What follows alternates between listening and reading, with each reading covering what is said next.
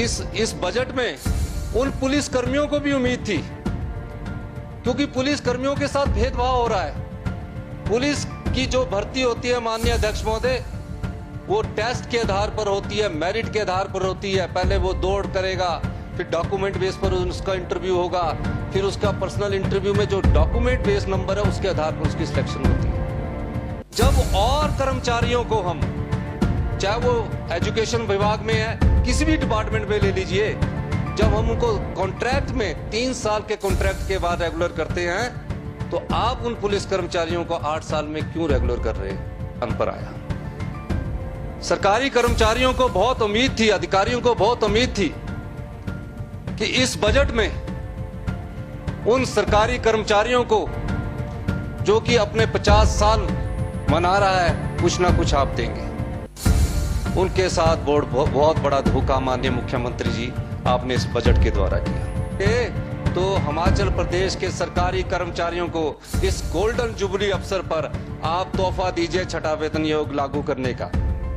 क्या सरकार ने इस बजट में जो टैक्सी वाले बेचारे जिनकी 7 महीने टैक्सी बंद रही, वो ट्रक ड्राइवर जिनके 7 महीने ट्रक बंद रहा, वो बस प्राइवेट बस वाले जिनकी 7-8 महीने बस बंद रही, क्या सरकार ने उनका SRT या कोई टैक्स माफ किया?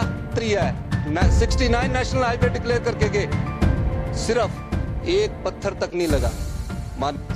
4 साल, चौथा साल का बजट पढ़ लिया, आदर्श विद्यालय, आज तक एक पत्थर भी नहीं लगाया गया, एक बच्चा भी उस आदर्श विद्यालय में दाखिल नहीं हुआ। सड़कों के कार्य कैसे हो रहे हैं? सिराज को छोड़कर कई सड़कों के कार्य नहीं हो रहे। माननीय मुख्यमंत्री जी हेलीकॉप्टर से आते, हेलीकॉप्टर से जाते। सरकार अपने बोर्ड, अपने वर्करों के आदमियों को किस तरह आगे लगाया जाए।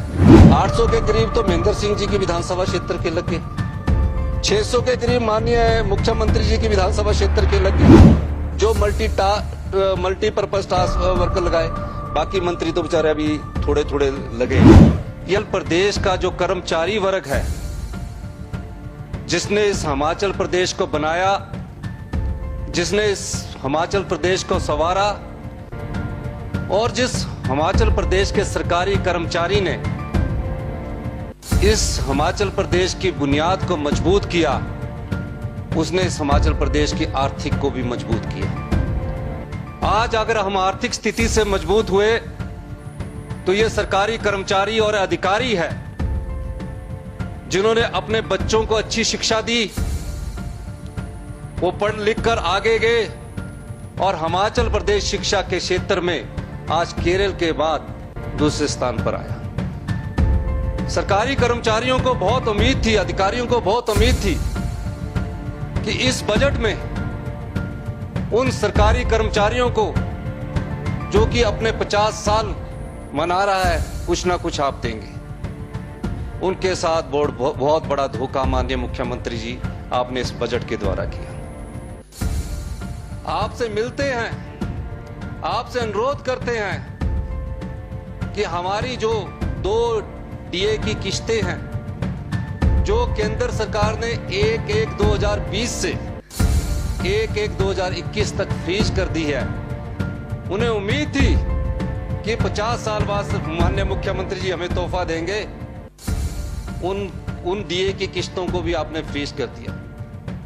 हमारी पंजाब में सरकार है, और पंजाब की सरकार का हमारा बजट देखिए,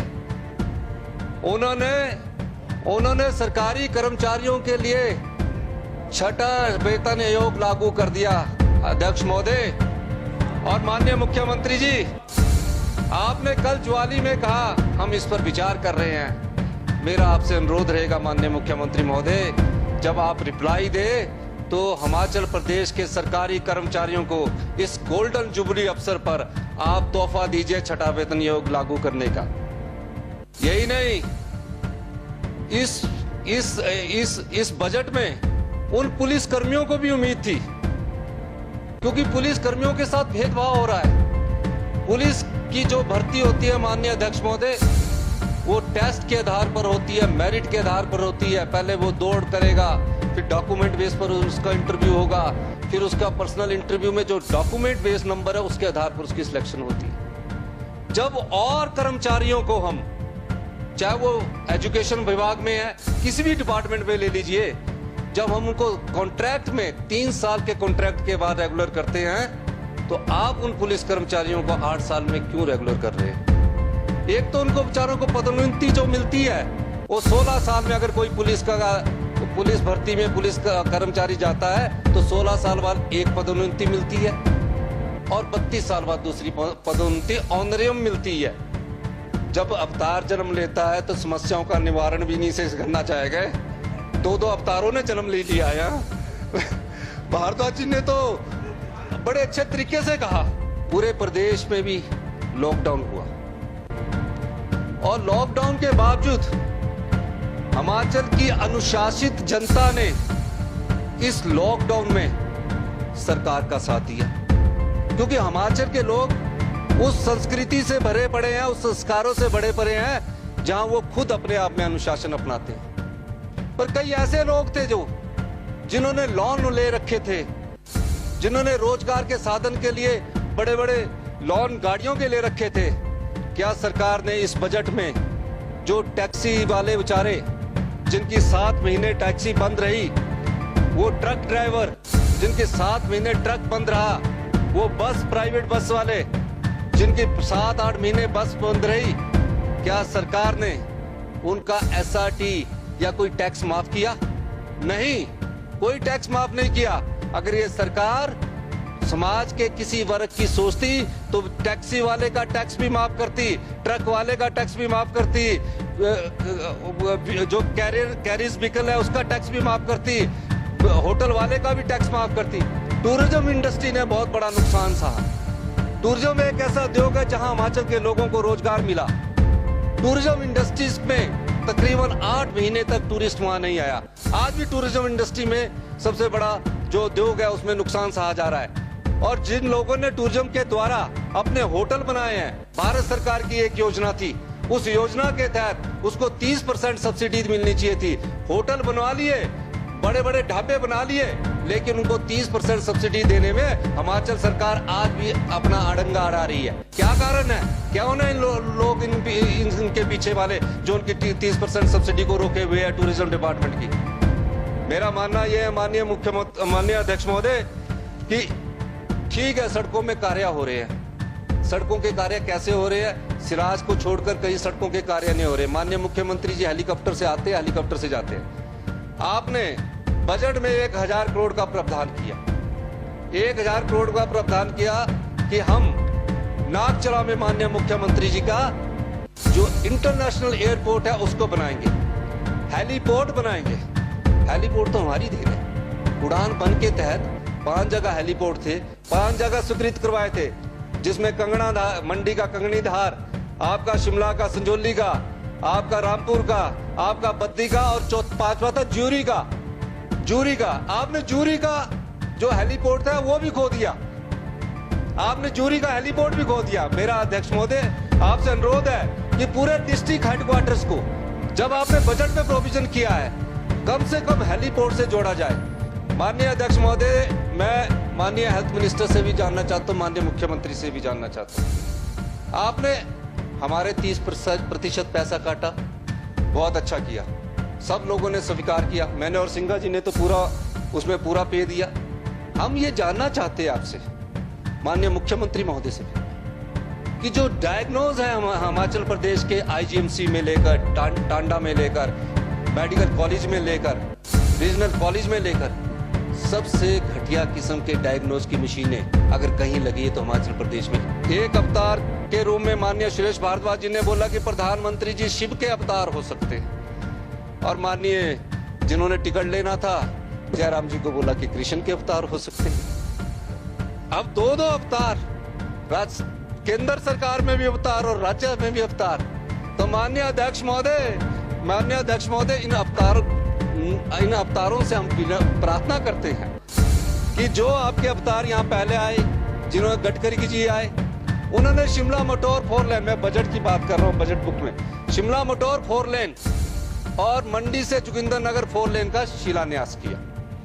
कहा ये बन जाएंगे। आपने बजट में कहा है कि शिमला मटौर का ज्वालामुखी से लेकर कांगड़ा तक का टेंडर हो गया है। अगले कल टेंडर खुलना है। आप माननीय मुख्यमंत्री महोदय अपने अधिकारियों से ये जानकारी प्राप्त कीजिए, सिर्फ 18 किलोमीटर रानीताल से मटौर का टेंडर हो रहा है। उस 4 लेनिंग को आवंटन करने की बात हो रही है, उसको बंद करने की बात हो रही है। आपने तो ज्वालामुखी तक कह दिया, उसको भी थोड़ा आप करेक्ट करिए। जाके जो 4 लेनिंग आपके सड़क परिवहन मंत्री जो बड़े क्रांतिकारी मंत्री है 69 नेशनल हाईवे डिक्लेयर करके गए, सिर्फ एक पत्थर तक नहीं लगा। माननीय मुख्यमंत्री जी का ड्रीम प्रोजेक्ट है, नाक चला। आपने बोला, मैं तो ये कह रहा हूं कि आप अभी माननीय मुख्यमंत्री महोदय आप अपने उत्तर में मना कर दीजिए कि हम नहीं बना सकते। आप अपने उत्तर में मना कर दीजिए, हम नहीं बना सकते। माननीय मुख्यमंत्री जी महोदय, इस हिमाचल प्रदेश में रोजगार एक सबसे बड़ा साधन है। हर एक माँ बाप की एक इच्छा होती है कि उसका बच्चा अच्छे से अच्छे शिक्षा प्राप्त करे, अच्छे से अच्छी शिक्षा प्राप्त करके अच्छे से अच्छा रोजगार प्राप्त करे। 14 लाख के करीब रोजगार युवा रोजगार कार्यालय के बाहर लाइन लगाकर खड़े हैं। मैं माननीय मुख्यमंत्री जी से यह जानना चाहता हूं,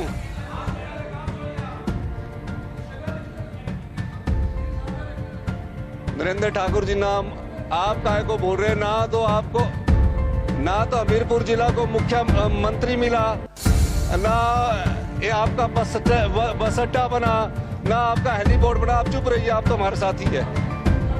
माननीय अध्यक्ष महोदय, 14 लाख, जिसमें तकरीबन 40-50 हजार के करीब डॉक्टर, बीडीएस, पैरामेडिकल स्टाफ, 25-30 के करीब नर्सिस, 25-30 हजार के करीब फीटर, आईटीआई, कितने लाखों लोग हैं। लेकिन इस सरकार ने उनको रोजगार देने की दिशा में कोई कदम नहीं बढ़ाया, बल्कि ये सोचा कि अपने रिश्तेदार, अपने बोर्ड, अपने वर्करों के आदमियों को किस तरह आगे लगाया जाए, आउटसोर्स और मल्टी टास्क फोर्स के द्वारा लगाया जाए। माननीय मुख्यमंत्री जी को पीड़ा हुई, मेरे ख्याल उठकर चले गए। सच्चाई सुनने की आदत नहीं है, अब तो कृष्ण भगवान के रूप में देखा जा रहा है उनको हिमाचल में। माननीय मुख्यमंत्री महोदय, आप किसान के बेटे हो, हम सब लोग किसान परिवारों से संबंधित हैं। आज तक 20 राज्यों में फार्मर कमीशन बन चुका है, क्या माननीय मुख्यमंत्री जी ये बताएंगे? बजट भाषण में आपने खड़े होकर बोला था कि मैं किसान का बेटा हूं। कब वो फार्मर कमीशन बनेगा? कब किसान की आय दुगनी होगी? आज तक इस दिशा में कोई और आगे नहीं बढ़ा गया है। 4 साल हो गए, 4 साल, चौथा साल का बजट पढ़ लिया। आदर्श विद्यालय, आज तक एक पत्थर भी नहीं लगाया गया, एक बच्चा भी उस आदर्श विद्यालय में दाखिल नहीं हुआ। एक आदर्श विद्यालय में एक बच्चा भी दाखिल नहीं हुआ, अभी एक पत्थर भी नहीं लगा। और अगर इनके दुआ में है तो माननीय मुख्यमंत्री जी को जाके बताइए कि कहां आपके पत्थर लगे और कहां बच्चे एडमिशन। यहां माननीय मुख्यमंत्री जयराम ठाकुर जी की सरकार ने बेटियों को जात के नाम से बांट दिया। गरीब की कोई जाति नहीं होती, गरीब की कोई परिभाषा नहीं होती। गरीब की सिर्फ एक ही परिभाषा होती है कि शाम को उसका चूल्हा जले, उसका बच्चे को पढ़ाई लिखाई के अच्छे साधन मिले। आपने योजना स्टार्ट की शगुन, आपने कहा अनुसूचित जाति जनजाति और ओबीसी की जो गरीब है, बीपीएल परिवार है, उनको आप शगुन के रूप में 31,000 रुपया देंगे। माननीय मुख्यमंत्री महोदय, मैं आपसे अनुरोध करना चाहूंगा, जब आप बेटी के जन्म पर 21,000 रुपया दे रहे हैं, उसी के पहले पैरे में आप बेटी के उसमें कोई जाति के आधार पर, लिंग के आधार पर कोई भेदभाव नहीं कर रहे, तो आप कम से कम ये जो आपने 31,000 रुपए की शगुन योजना स्टार्ट की है, इसको जाति के आधार पर मत बांटिए। इसके अलावा माननीय मुख्यमंत्री महोदय, मैं एक और बात आपके ध्यान में लाना चाहता हूं। कोऑपरेटिव सोसाइटी हिमाचल प्रदेश में सबसे पहले हिंदुस्तान में हिमाचल प्रदेश में शुरू की गई है। कोऑपरेटिव मिनिस्टर भी बैठे हैं। एक एक्ट पास कर दिया गया। वो क्या एक्ट है कि जो एमडी है, यानी कि मेंबर डिपॉजिट जो कोऑपरेटिव सोसाइटीज में लगे हैं, एरिया जो ऑपरेशन है उसमें आपने कह दिया कि आप अपने मेंबर ऑपरेशन जो है वही उसके